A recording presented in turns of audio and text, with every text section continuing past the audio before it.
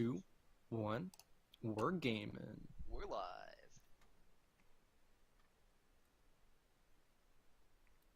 Am I supposed to talk now? Yeah. Okay. Okay. We're gaming. I was kind of waiting for it to pop up on my end as well. So, okay. Gotta make sure I have everything open. Jeez.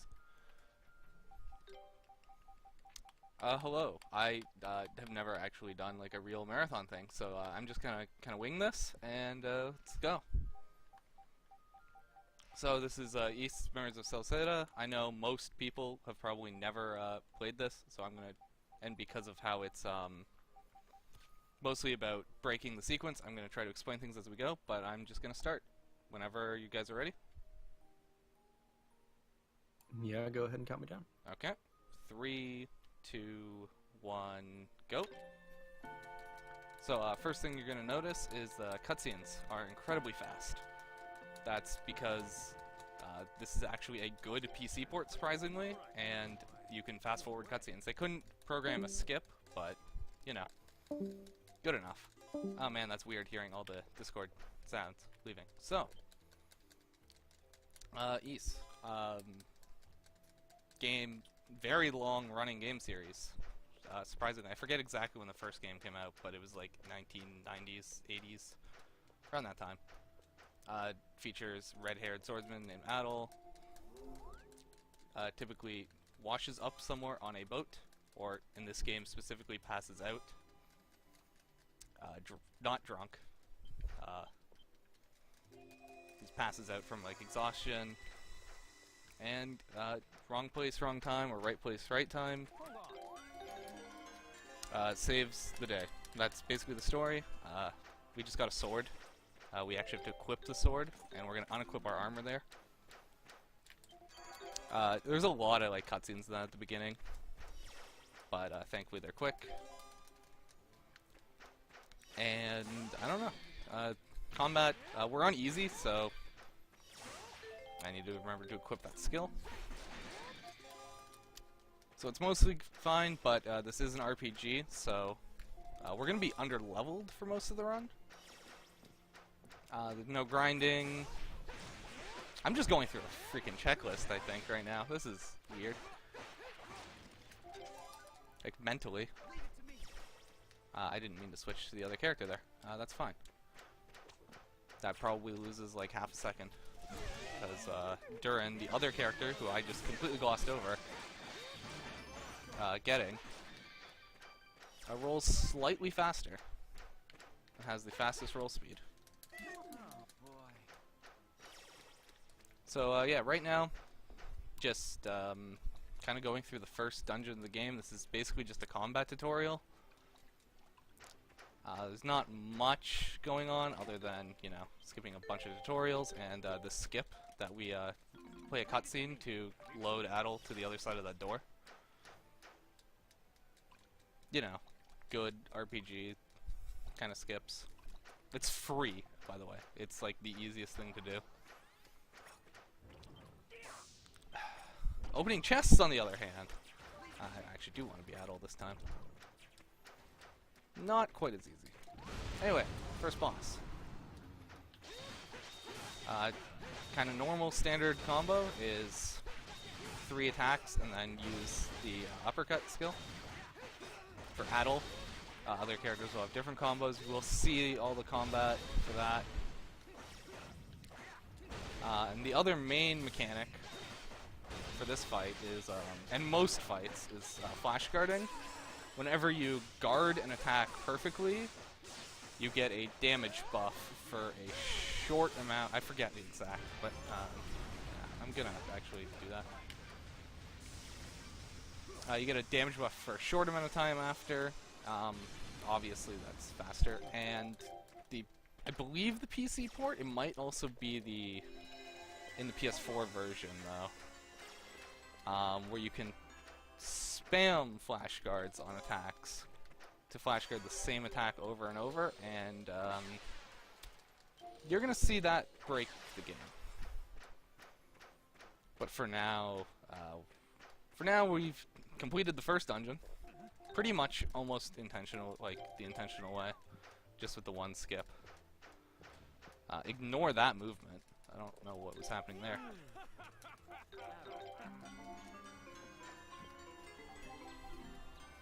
We actually have to go over all of those. There's a lot at the beginning, and like it's a lot of just cutscenes now, so I'm gonna try to keep explaining things that happened a while ago. But the flash guards give you a damage boost. There's also flash steps for the dodge at perfect timing, which give you a speed boost. We can't skip this cutscene. It's weird. I feel like I have to talk like a million miles a second. Million miles a second.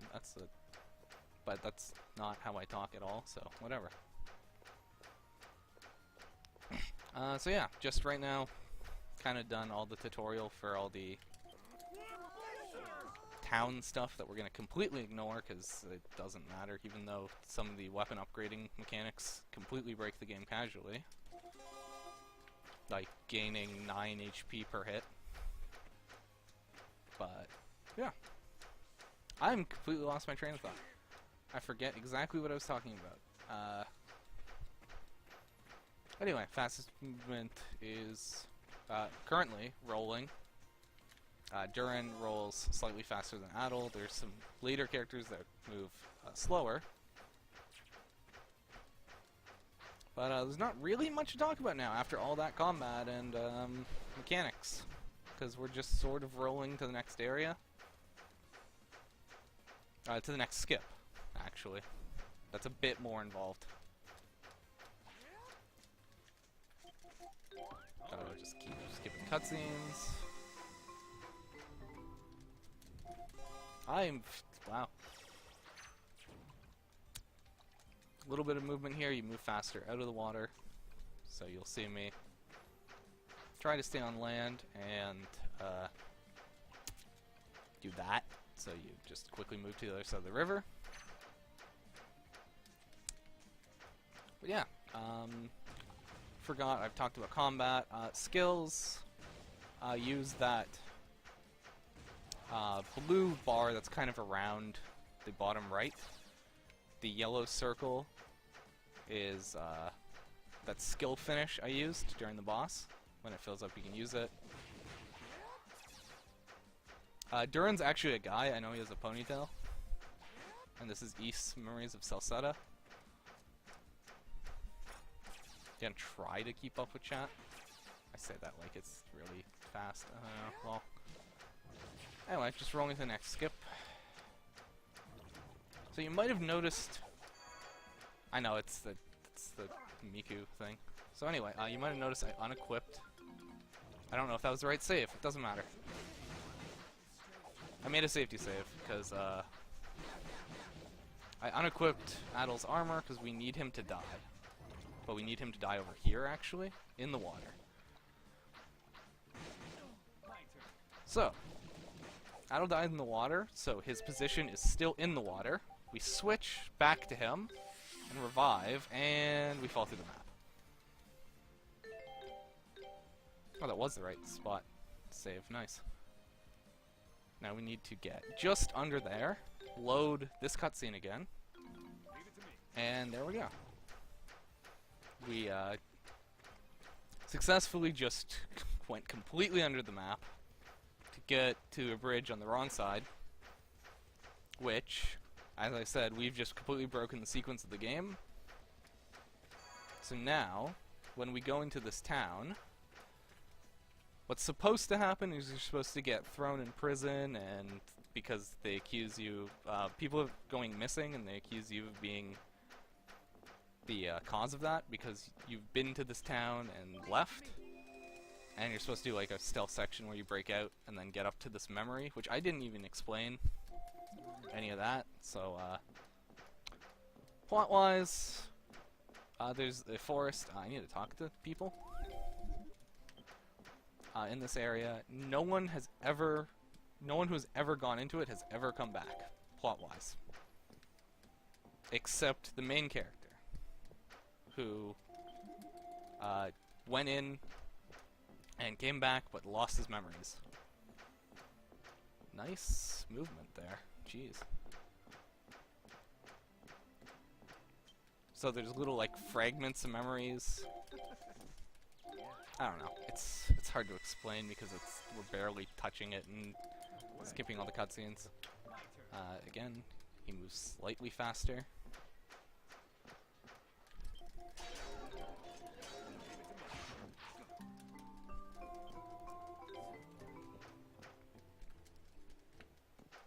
But yeah, so, you know.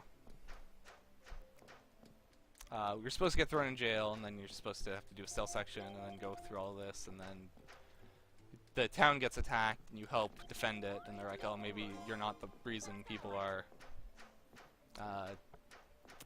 going missing, and then you're like, okay, I'll help find them, and we're not going to do that, actually. But that's fine. I don't know why I thought there was a cutscene there. So we did that basically just to get Karna, the third party member. She's much more useful than Durin, despite rolling slower. More useful in combat, anyway. We need this, though.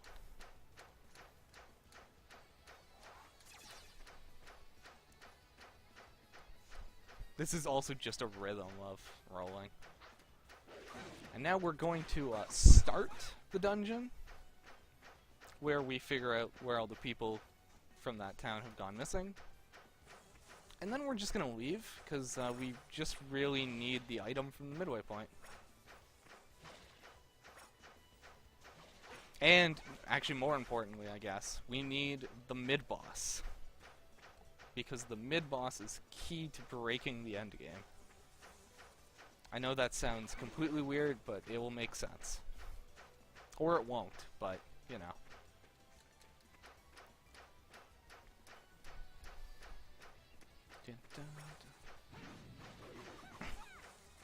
Also, I'm saying also a lot. It's kind of weird. Anyway, I'm saying anyway a lot too. Falcom, company that makes this, has their own in-house band, and the music in all of these games, and just all their games in general, very good. I actually think this is one of the weaker soundtracks for East games. I'm going to completely ignore the mechanics of this fight. We throw a tornado, and then spam knives to poison everyone and just do a lot of damage. Like I said, we're playing this on easy, so this is a very safe fight. Hey, we got skill there. Weird. Don't normally get that there. On normal, which I don't run, because I'm bad at video games. That fight is a lot about kiting. But anyway, I'm still saying it, fuck, I'm not gonna stop, and I'm gonna notice every time I do it now. We just learnt about Karna's unique action, Addles, is being able to view his old memories and gain stats from the Durin's is lockpicking, which we were supposed to learn about in the mines, but we just loaded onto the other side of the door. And hers is being able to throw knives. God damn it. It's fine, we won't be rolling for the entire game. It's just the first half.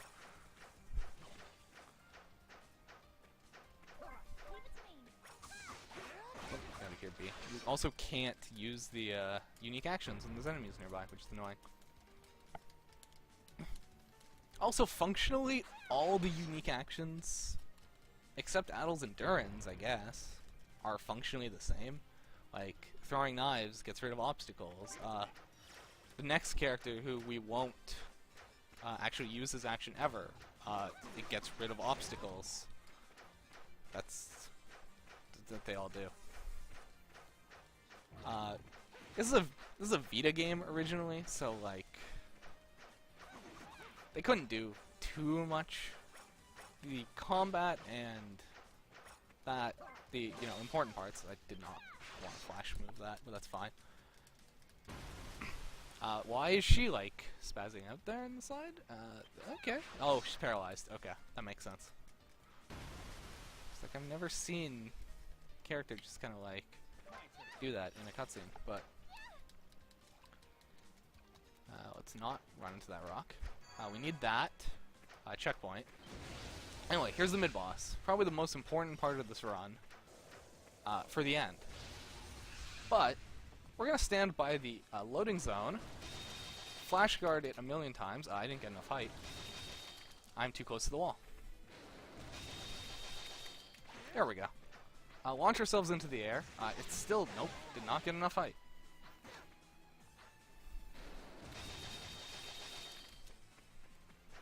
You have to mash a lot for that. There we go. Like, third try? Whatever. Not good, but at least it wasn't because the bee decided to give me bad RNG. That was actually incredible RNG for how bad I messed that up. And now we get the dwarf bracelet. The item, he's heavy. Never mind. That lets us, it shrinks us. That's all it does. It makes you like really weak defensively and offensively. We need it, but we also need the bee. So there.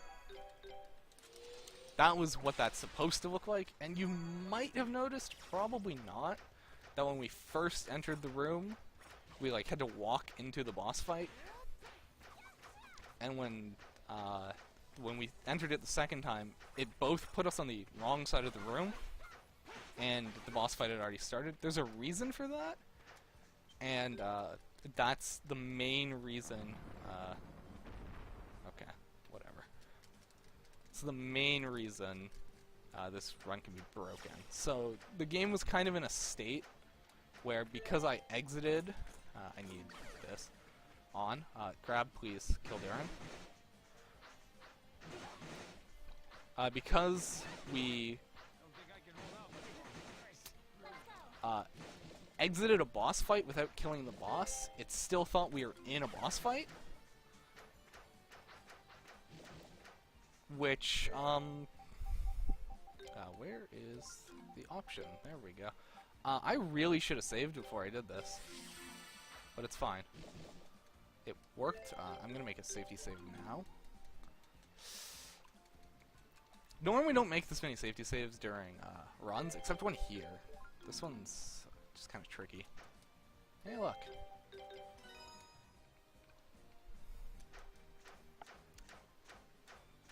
So anyway, I completely lost my train of thought. Yeah, we just went out of bounds again using the dying and respawning while in water trick to hit this loading zone on the wrong side. Because if you hit it on the correct side, the game's like, hey, you're in the middle of a story quest. You can't leave and go do the like other story quest for this part of the game, because you can do them in either order. And it tells you no, but the loading zone only stops you from the one side, so we just left, and Karna's never really gonna know what happened to her brother, who was gone missing, and all the other people from the village. Actually, I think all the other people were just the people from that cutscene. Let's ignore the fact that I just completely forgot to do that, and then immediately pointed out.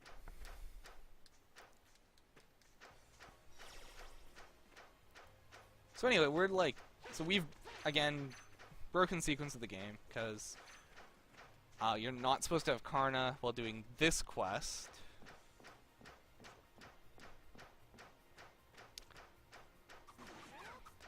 That,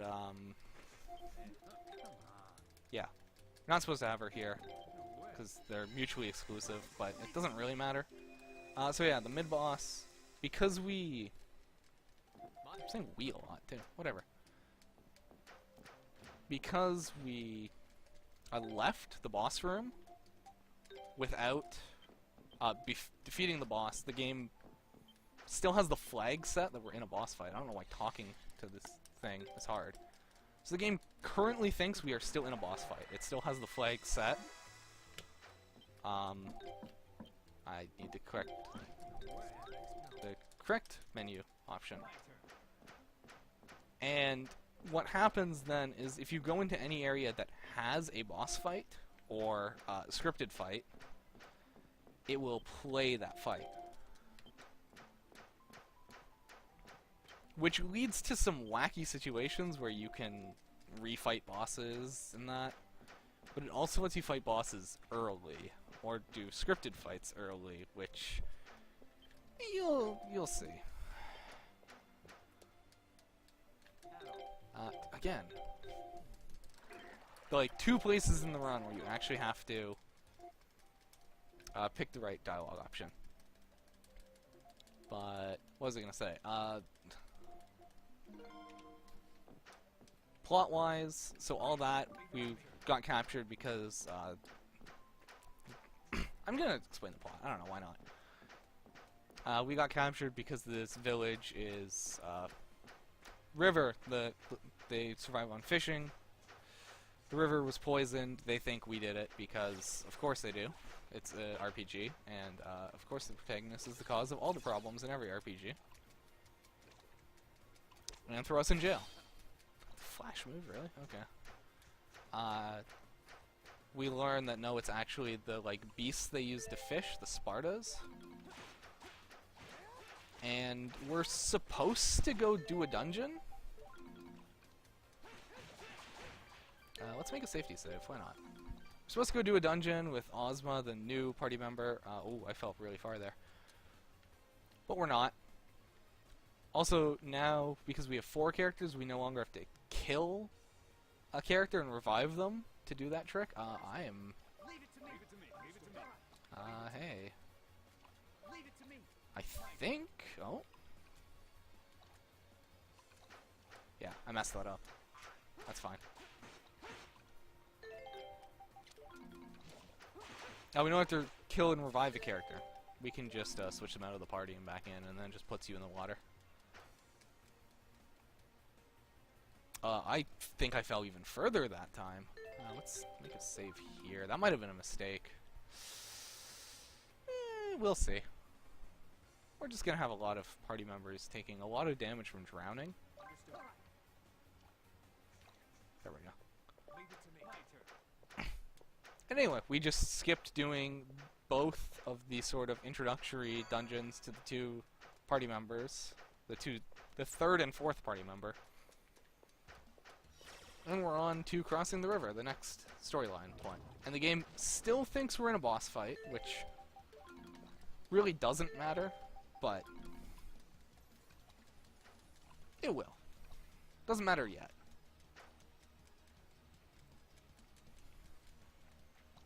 Did I just clip back in? I did. Okay. Don't worry about that.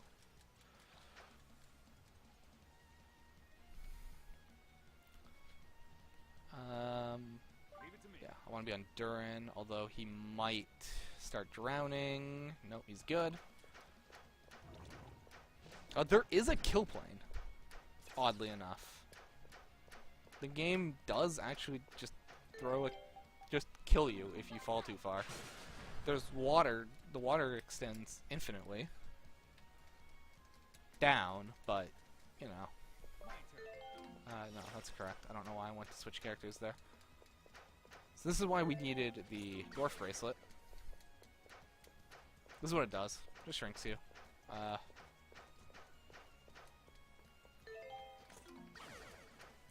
Obviously, I didn't really mention it. I think I did when I first picked it up, but when we were using it to die, and we'll use it again to die later, it super reduces your defense. I don't know the exact numbers. I should,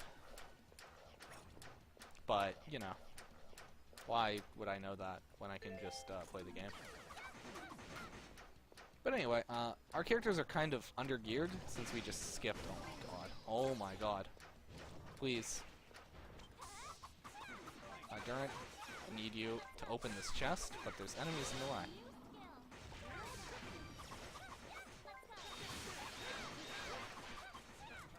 Okay, so there's conveniently a sword for Adol right here, which I need to remember to equip once we get over to where the boss is. I'm not going to worry about it quite yet.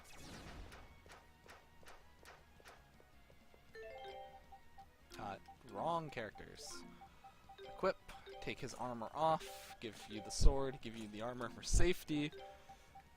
You get napalm shot, just some quick menuing.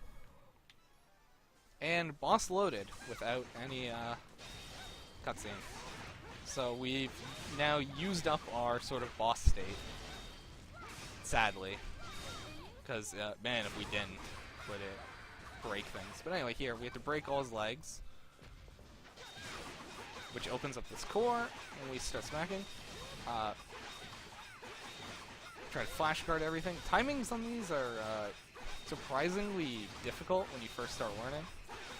It's the other attack that's kind of harder, but he's not doing it, so it's pretty nice. Okay.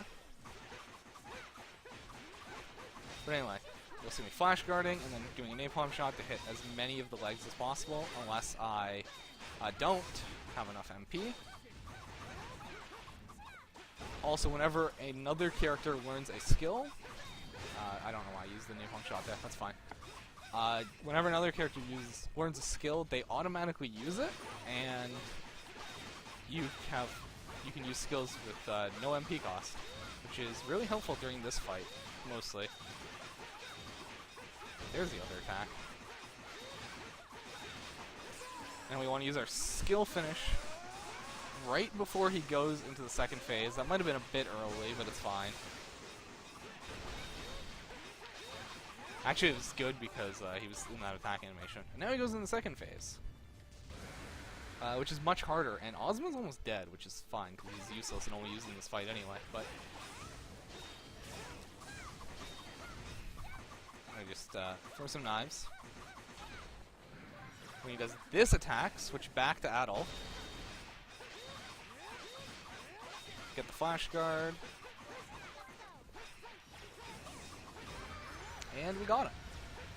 That was... I don't think Adolf got hit there. That was incredibly clean. Which is super surprising.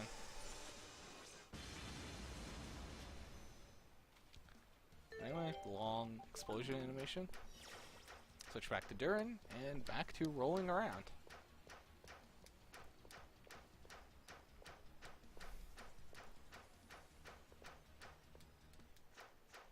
It's supposed to be cutscenes here because we've, at this point, completely broken the sequence of the game.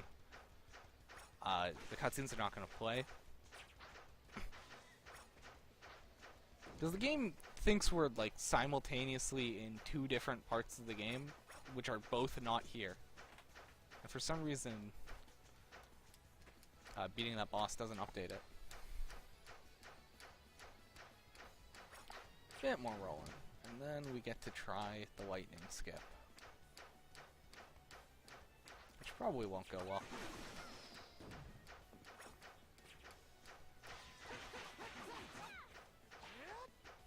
But hey.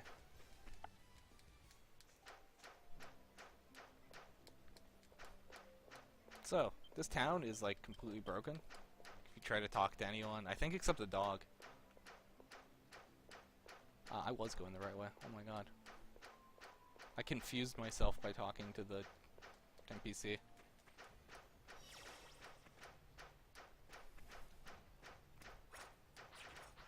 But yeah, you just can't talk to any NPCs. The game really doesn't know what to do at this point.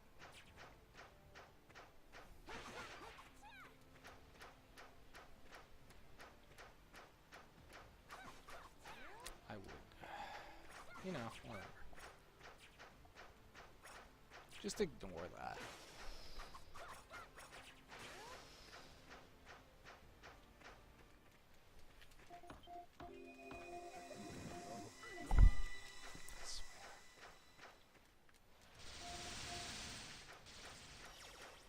First thing, we just want to get zapped by the lightning.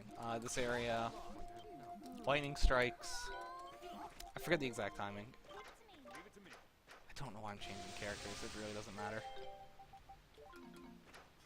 Safety save, I don't think it matters, but... Strikes every, like, 2-ish seconds.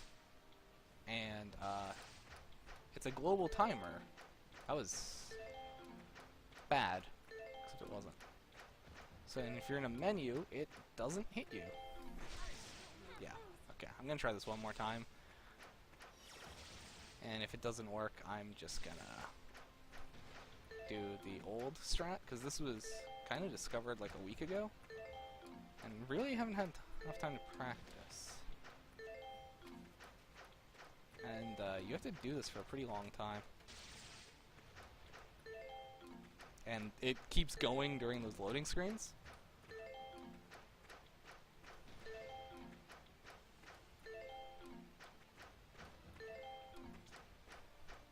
Sorry, I'm kind of focusing. This is...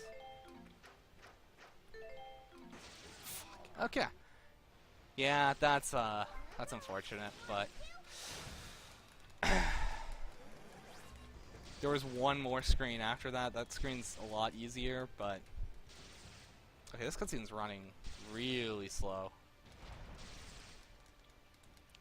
So I said to myself, I was gonna try it a couple times because it's so much more interesting than watching these cutscenes, and it saves quite a bit of time, as you can see. But I don't want to be here all day, so we're just gonna do the old strat of hitting most of the lightning rods. Wait for that lightning. That one stays up for some reason, or starts up. And yeah, newest character, 5th character. Her ability is she can activate electronic devices. Again, basically just turns things on and off, or removes obstacles. Cutscenes. And causes cutscenes, which is the annoying part. Thankfully we don't need to hit any of them on this screen, because once you get close to the tower, you just can't get hit. Very important we hit that warp. I don't think I've even talked about warps. Those idols are warps. You can only warp between similar colors with the silver wing, which we got at the end of the first boss. First dungeon, first boss, whatever.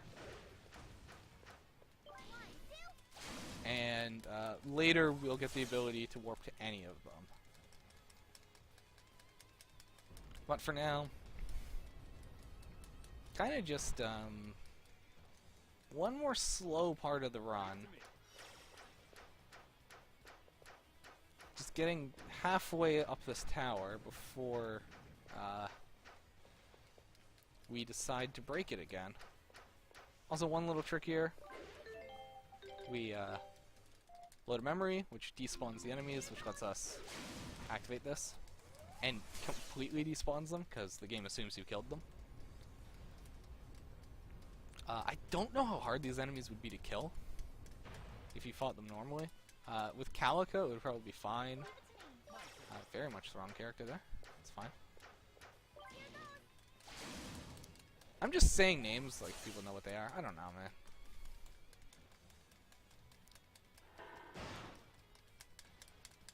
For reference, red-haired swordsman is Adol. Blue-haired rolling man is Durin. Orange-haired girl who throws knives is Karna. Pink-haired small child is Kalika, and there's one more party member. Oh, and Ozma, I completely forgot him. Don't worry about it.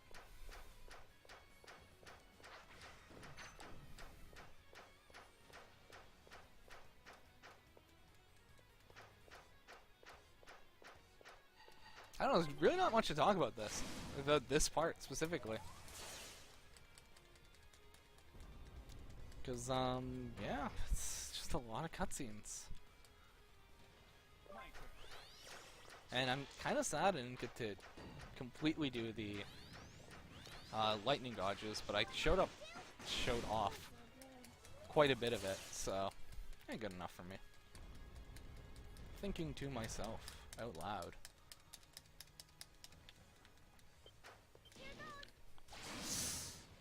Okay. I was a little concerned I just activated the left one again. But we didn't. Wrong character. Anyway, we are now at... Not quite. We're not quite there. Forget you have to do like one more lap around the tower. Now... We're at the midpoint, and we're just gonna... There's a boss here, or a mid-boss. We're gonna ignore him. We don't care. All that was just to get there. Safety save. So now we are going to do a bit more of the lightning dodging.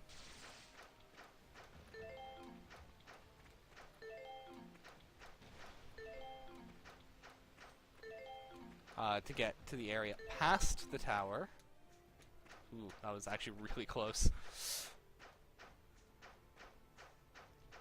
So this is the area after the dungeon we just did half of and then ignored. Because what we're gonna do is, for some reason, the game kinda still thinks we're in the lightning screen. The screen where the outside the tower is where the lightning falls. So there's a warp right here.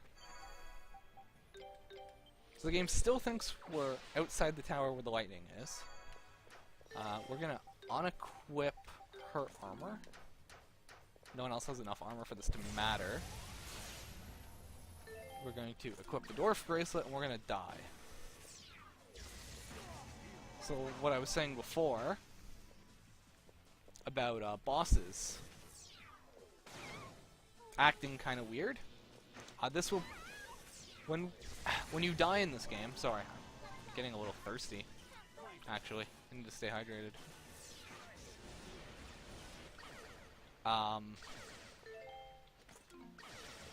When you die, normally the game's like, "Hey, retry." When you die in a boss, and if not, it'll take you back to the earliest, or the. Ooh, words are hard. When trying to menu, it'll take you back to the most recent idol you've hit. So, by dying on the boss and getting warped out, the game. Sorry, I'm focusing on the fight a bit. The game was still in a boss state, so when we go back to the town, this event that's supposed to happen after the dungeon starts, or this fight. That was a really good time to get Megaton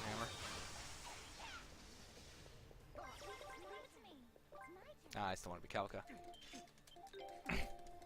And just does the fight, and then plays all the cutscenes. So there's a ton of plot happening. We haven't seen most of these or a bunch of these characters. You're supposed to have, but that one purple-haired guy, he was like, "Yeah, I'm actually evil." I don't know. I don't know how to explain it right now when I'm trying to also talk. Words, man, hard. Anyway, we actually now go fight this boss because, surprisingly, and luckily, the item you get from this boss is incredibly useful. I also kind of glossed over it during all the cutscenes, but we got the golden wing from doing that fight in the town, which lets us warp to any, I'm just gonna not now. I messed up there a bit. It's fine.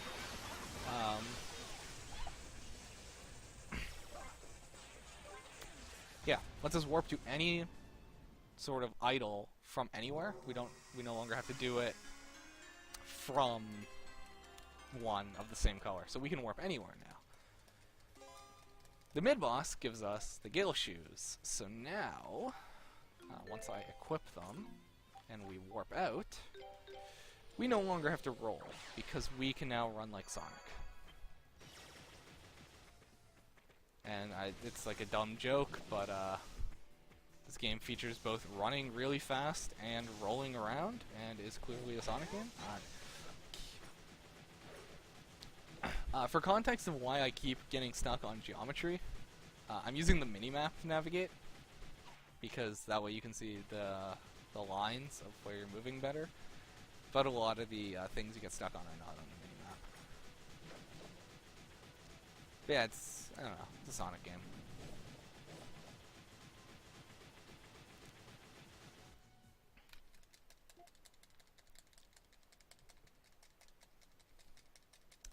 Yeah. So anyway, yeah. I just ran right past that like an idiot. Don't worry about it. Hey, stay hydrated, bot. Need to go the correct way with the correct character. Yeah, we're running as Karna because Durin has the fastest rolling speed, Karna has the fastest running speed. All the characters have different speeds for this, and other than Kalika, who makes sense because she's shorter and is the slowest for both, there's really no logic behind it. But for now, hitting that to warp to it later, and we're going to be going on to the next boss fight in the next town. Again, there's a lot of fights in towns in this game. Now that I think about it.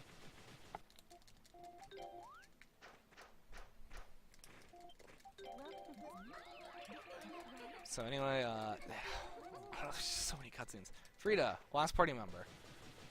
Very useful, because we are kind of under-leveled and under-geared for now.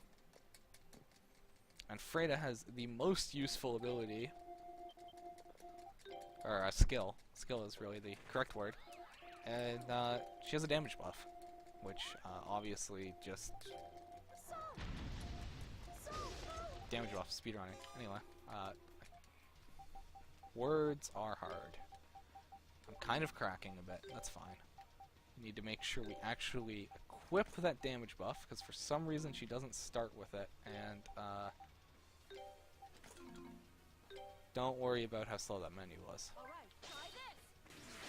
Anyway, we're fighting a robot. Ooh, this fight's going not great.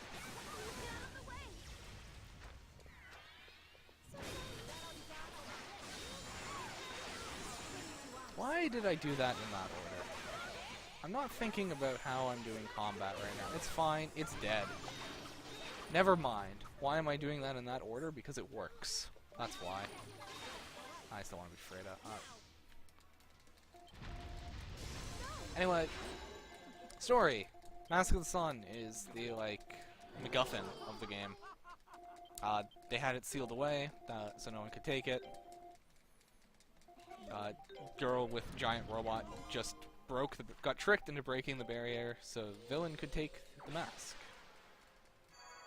It grants, like, crazy power, and blah blah blah, you know, standard RPG MacGuffin.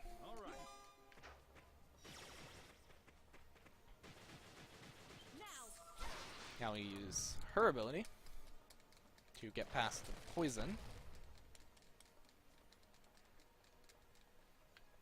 I believe it's possible to get past that poison without her anyway, because you only actually have to use it twice.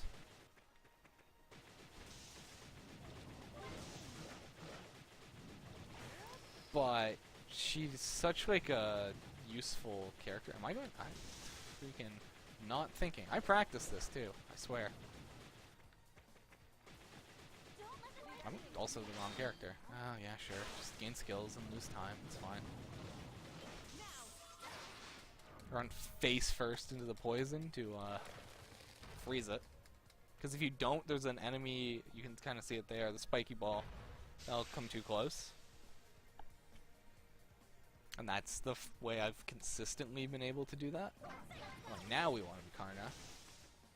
And a bit more running.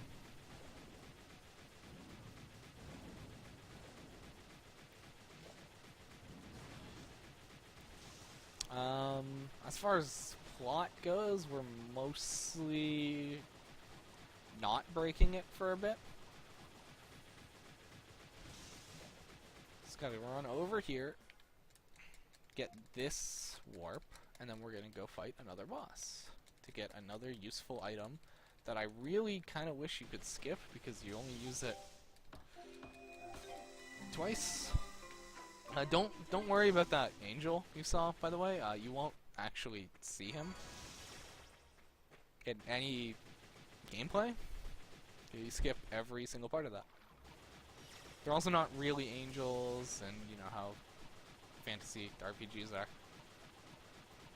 I'm gonna be honest, I'm kind of just running out of things to talk about as I'm getting to the running, getting through the running. If anyone has, like, wants to ask questions, especially if it's about, like, lore or such, was just rambling is not working. Rambling about lore is not maybe the best, whereas answering specific questions would work a lot better. I don't know. But for now, running slowly through water, trying to run on land as much as possible. Excuse me, stupid frogs. Roll through here, because if you run, the frogs grab you.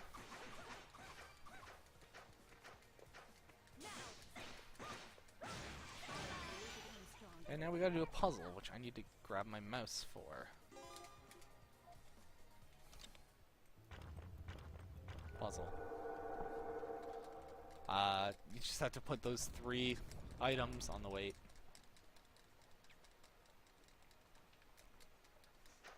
It's the only time I use the mouse. I don't think you would lose much time if you didn't. Anyway, damage buff, skill finish. Try to kill as many of the frogs with as possible. I think the one on the left avoided it. Knocks the main one over, and then we just combo him. Also, hey, I should probably not have my AI partners on passive.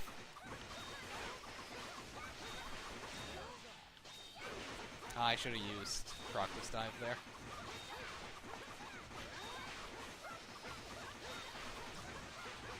That was incredibly clean. That fight can go way off track because you can he can grab you and stick you in his mouth, and you just can't use the character for a bit. Anyway, we got a item that lets us tackle and break blocks. From a game design perspective, I honestly think you should have got this for the running, because it's really lame compared to just running really fast.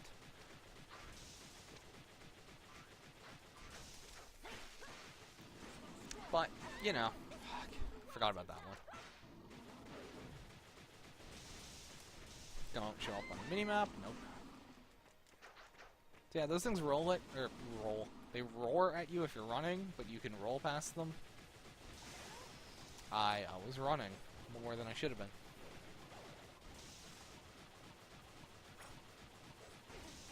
Plot-wise, there's no significance to this area. It just exists as well. But we're getting to the point.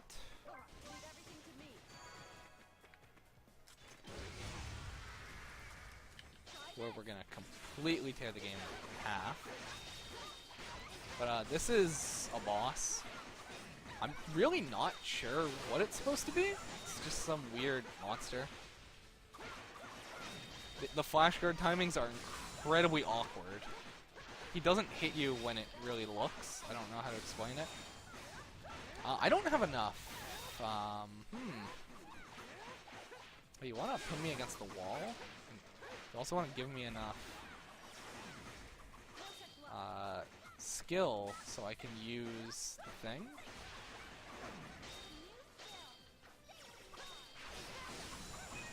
Okay. Now I want to get pinned against the wall. I'm not pinned against the wall. So we're not going to even try. If you do a skill finish during the cutscene while you're pinned against the wall, you can just kill him outright. But he pushes you far enough away. Getting that skill actually just messed up the timing of the flashguard here.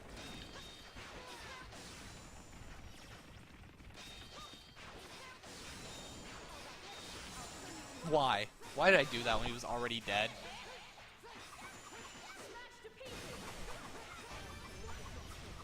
It's fine.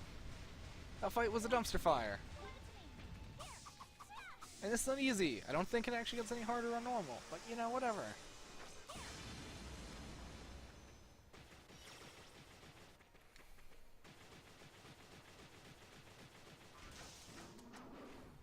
So, how do I explain what we're what we're supposed to do versus what we're gonna do in the run versus what the game wants us to do. So what the game wants us to do is go over here, go to the next area, which will find a door which can only be opened by the Mask of the Sun. Hello? There's a lot of like plot behind that, but don't forget the ring. There's a lot of plot behind that, but we basically learned that there's a second MacGuffin, the Mask of the Moon, that we need to open the door, because only those two masks can open the door. I don't know why it works like that, but that's how it works. But the Mask of the Moon was shattered in two, and we need to get both pieces and bring them over here, where we're going, to repair it.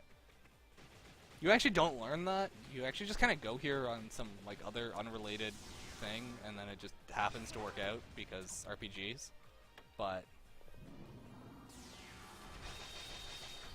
we're just not going to do that. You can't kill that enemy blocking the door. You need like a special sword. And we just, you know, jump over the wall. Now we get what is probably my favorite movement in the game. It's just fast running in like weird corridors, but it's just really enjoyable. I don't know how to explain it beyond that.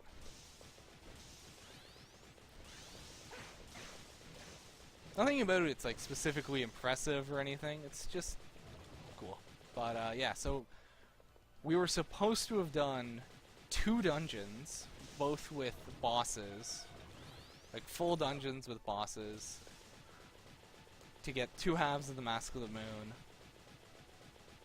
and we're just not doing that. Also, very important thing about this point, I said you kind of go here on like an unrelated story beat. This is supposed to be an escort quest where you have to escort a person through all of this, kill all the enemies. If you get too far away from her, it's just a pain. It's not fun. I believe the old speedrun route used to have to do that, and it looked awful when I saw. We're just gonna here to grab a sword, because we skipped 2 dungeons, so our level and power and equipment is just not adequate. So yeah, I skipped 2 dungeons like 5 times in the last 2 minutes. But yeah, this is supposed to be an escort quest. It's awful. Don't do that yet, actually. Remove the gate. Great. Cracking. This is a long time to talk. Completely. Keep going. Yeah, one more little bit.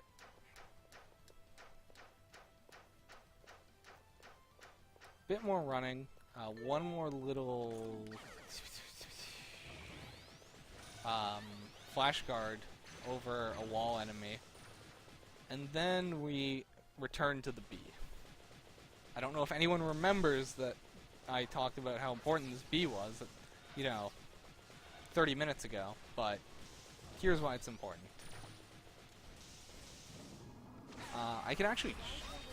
that was not a good guard. This one's a lot harder because of all these other enemies. But I need him to do the laser beam, because that's the only attack that knocks you into the air. Thank you. Wow, I actually hit the loading zone there. Interesting. Normally I fly over it. So, I'm gonna lose a little bit of time to show this, but if we go here, there's supposed to be a boss fight here. No boss. Because the game doesn't think we're supposed to be here. Actually, before we do that, I'm going to remember to equip things that are important. So we return to our good friend, who we can now kill incredibly quickly if we wanted to. Please, please no jumps. Please no. Oh, that's really bad. Please, just try to hit me with your stinger. There we go. Wow, that was like way more height than I was getting before. Not the midpoint.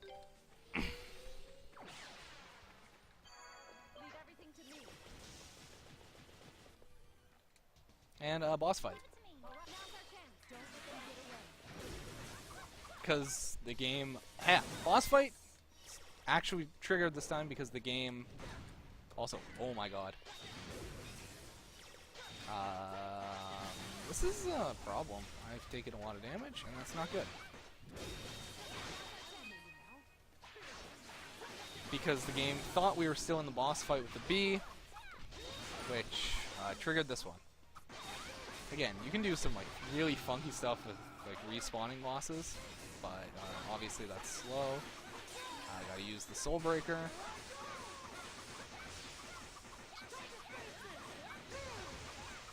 Yeah, so not really much to say about this fight. It's kind of just a slightly harder version of the previous fight from like 10 minutes ago.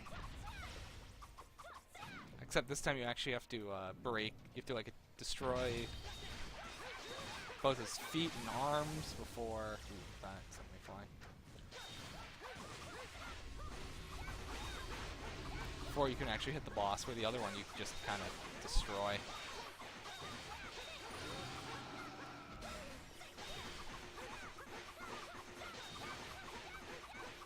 Please two-cycle this. Thank you. Yeah, don't worry about it. That was in fact a 2-cycle. I don't know how close it was to a 3. I've never done a 3-cycle in a real run, so that would have been really embarrassing. And hey, we repaired the 2 halves of the Mask of the Moon. We didn't have them, but that's fine. Now we go back to the bee. I've forgotten to do this in runs, which just kills it. One more time of that. You have to spam a lot for that, though. I don't know if I'm making it clear. I'm spamming on square and F and G on my keyboard when I'm doing that to get enough height. Because I can't do it with just the controller and one button. Anyway, now this is the cutscene. The first cutscene was like, hey, you need to get these things to open this door. The second one was, hey, you have these things to open the door. Please, fight. And because we went to the bee before this, instead of the boss fight that's supposed to be there, we get the fight that happens after you beat the dungeon, the final dungeon. So we are now at the very end of the game. We've got the Mask of the Sun from the main villain, and now we're just going to go throw it into a volcano. Because it's the only way to destroy it, because it's Lord of the Rings now. Out of these 3 characters, Adol runs the fastest. Probably doesn't save that much time, but... Also, I remember I was mentioning that that other dungeon was an escort quest. That health bar you can see kind of in the distance is that character, because we triggered the escort quest, which brings her to the end where she's not supposed to be, which makes the final fight, right up here, literally free, because she's healing you the whole time. So she's not supposed to be here. This boss is mostly the same, just Flash Guard and use Rising Slash? Rising Edge, I guess is what it's actually called. Smack. Also, I'm really bad at this fight.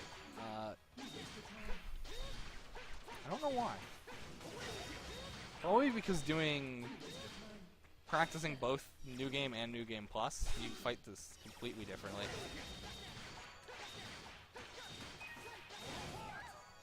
But now he's going to use his skill finish. I was supposed to flash guard it, which then prevents the rest of the skill finish from going off. But he attacked, gosh, I completely forget her name. So we're just gonna get hit by all of it.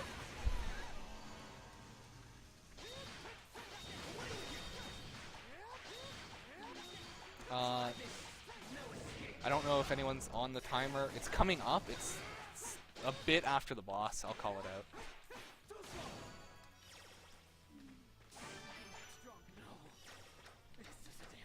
I don't actually have the stream up, so we.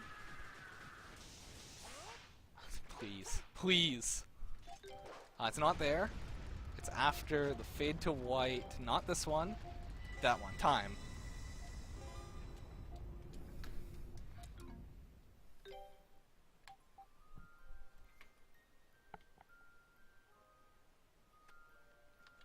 Alright, awesome run. You have New Game Plus right after this, so we're not even going to bother with transitions. We are 100% ready to go whenever you're ready to go.